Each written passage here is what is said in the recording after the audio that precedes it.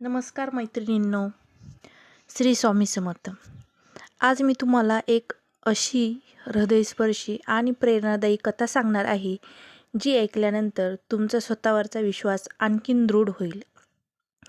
ही कथा आहे एका साध्या गरीब मुलीची, जिच्या आयुष्यात संघर्ष होता, अपमान होता, अश्रू होते, पण तरीही तिने हार मानली नाही. प्रत्येक संकटाचा धैर्याने सामना करत तिने आपल्या स्वप्नांचा पाठलाग सुरू ठेवला. मैत्रिणींनो, ही कथा आपल्याला शिकवते की परिस्थिती कितीही कठीण असली तरी जिद्द, मेहनत आणि सकारात्मक विचार यांच्या जोरावर आयुष्य बदलता येते. म्हणून ही कथा शेवटपर्यंत नक्की ऐका. जर कथा आवडली तर व्हिडिओला लाईक करा, चॅनलला सबस्क्राईब करा आणि ही प्रेरणा इतरांपर्यंतही पोहोचवा. चला तर मग सुरू करूया आजची प्रेरणादायी कथा. हार मानू नका, योग्य वेळ नक्कीच येते. माणसाच्या आयुष्यात असा एक क्षण येतो जेव्हा संपूर्ण जग त्याच्या विरोधात उभं असल्यासारखं वाटतं. डोळ्यात स्वप्न असतात पण हातात साधनं नसतात. अशा वेळी दोनच मार्ग असतात, एक म्हणजे हार मानणं आणि दुसरा म्हणजे परिस्थितीला हरवणं. ही कथा आहे अशाच एका मुलीची, जिने गरिबीला हरवलं, अपमान सहन केला, पण स्वतःच्या स्वप्नांना कधीच मरू दिलं नाही. महाराष्ट्रातील एका छोट्याशा गावात अन्वी नावाची मुलगी राहत होती. तिचं घर मातीचं होतं. पावसाळा आला की छत गळायचं. उन्हाळ्यात घरात प्रचंड उकाडा व्हायचा. तिचे वडील शेतमजूर होते. आई गावातील घरांमध्ये जाऊन धुणी भांडी करायची. रोज सकाळी आई पहाटे उठून कामाला निघायची. वडील हातात फावडं घेऊन शेताकडे जायचे. एक दिवस अन्वी म्हणाली, आई, मला पुढे खूप शिकायचं आहे. आई हसली. तिच्या डोळ्यात प्रेम होतं, पण मनात काळजी.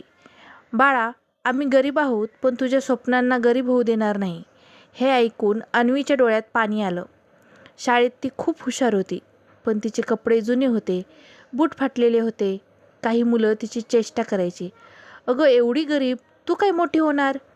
अन्वी काहीच बोलत नसे. ती फक्त मनात म्हणायची, एक दिवस माझं उत्तर माझं यश देईल. त्या रात्री घरात जेवायला फक्त 2 भाकऱ्या होत्या. आईने त्या अन्वी आणि तिच्या लहान भावाला दिल्या.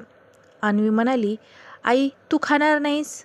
आई हसून म्हणाली, मी दुपारी खाल्लंय ग. पण अन्वीला माहीत होतं आई खोटं बोलत होती.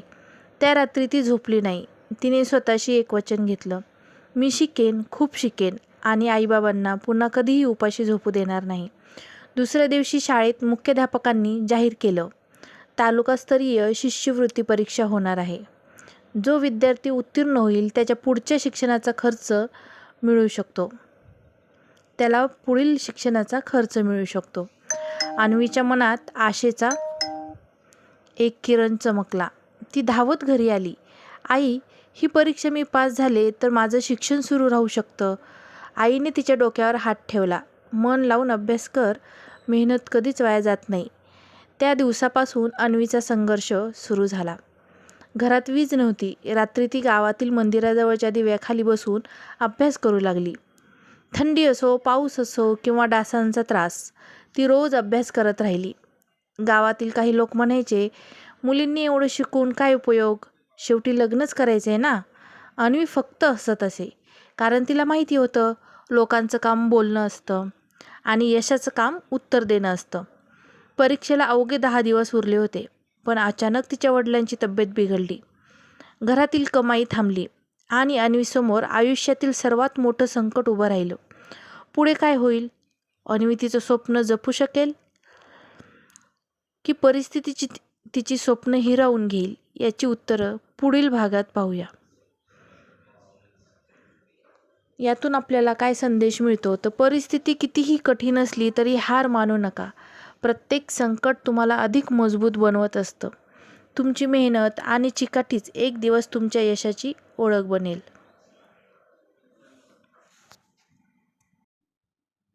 यातील पुढील भाग पुढच्या व्हिडिओमध्ये पाहूया.